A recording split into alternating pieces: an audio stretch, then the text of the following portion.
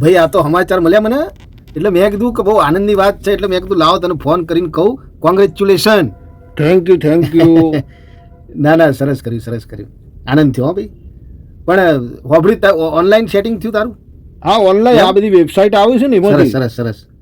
પણ હોબળ, જો આ ઓનલાઈનમાં શું છે બકા, જો આ તો હું વડીલ છું એટલે મારે કહેવાની ફરજમાં આવે છે કે ઓનલાઈન શું છે, છેતરપિંડીનો ભય રહ, એટલે હરખી તપાસ કરીને તું લગ્ન કરજે. બધી તપાસ કરી અને બહુ છોકરી વ્યવસ્થિત છે. હા એમ, અને અમારે તો યુગોનો સંબંધ છે એમ. હા, એ વાત તો સાચી છે કે ભાઈ જોડીઓ તો બધી ઉપરથી બનીને આવ્યું, પણ આપણને ખબર ના હોય એટલે આપણે ફોફા મારીએ. 35 વર્ષે તારો મેળ પડ્યો, પણ તને કેવી રીતે પડી ખબર કે તમારો યુગોનો સંબંધ છે? એટલે મેં હતો ને તે આઈડિયા વાપર્યો. મેં શું કર્યું, 5-6 અલગ નંબરથી અલગ નોમથી ફોન કર્યા અને મેં પૂછ્યું કે તમે માજો ફરવા આવશો?